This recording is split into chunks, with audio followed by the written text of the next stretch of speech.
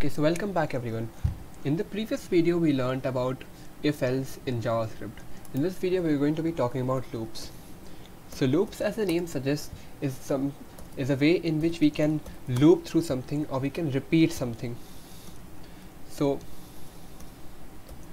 what is gonna happen is, suppose there are 10 numbers and you want to print all of them.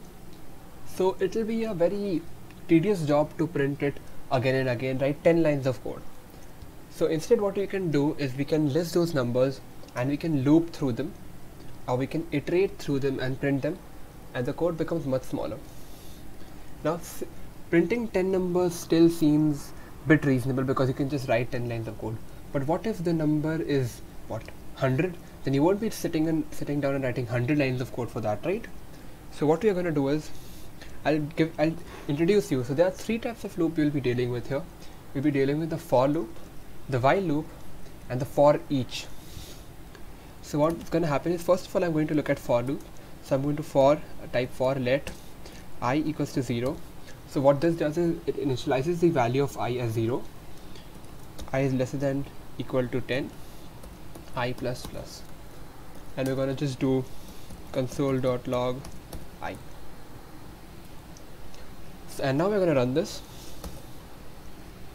So what happens is it prints all the values from 0 to 10. So what basically happens is it first assigns I the value of 0, then it goes inside and it prints console.log I.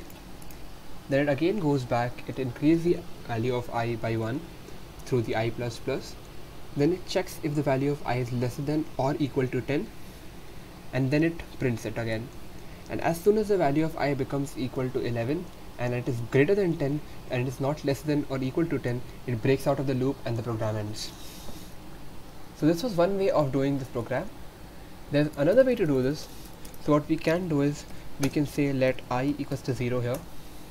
We can type while I is less than equal to 10, console.log I plus plus, and we can run it again, and the exact same thing happens. It still prints the values between 0 and 10.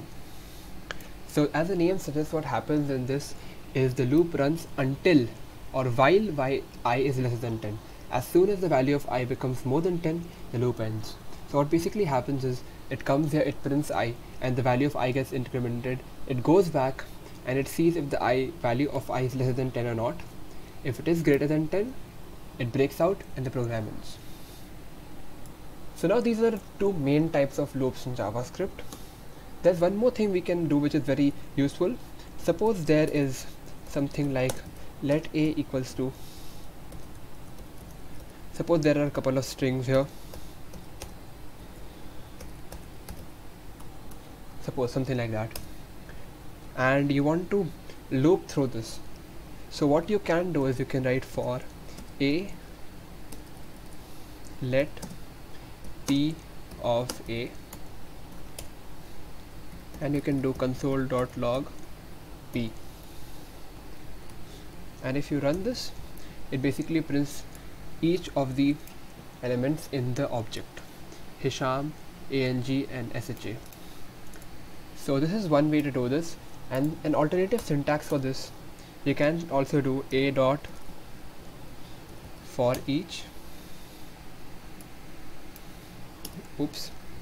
A dot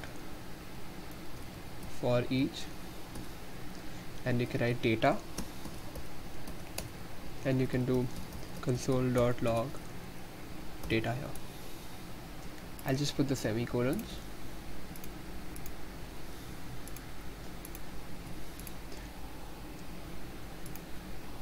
And now when I run this, the exact same thing should happen.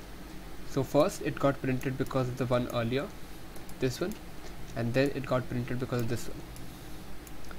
So these are two ways to do the exact same thing. So this was all about loops in JavaScript. In the next video we're going to be talking about functions. So don't forget to watch the next video. Thank you for watching.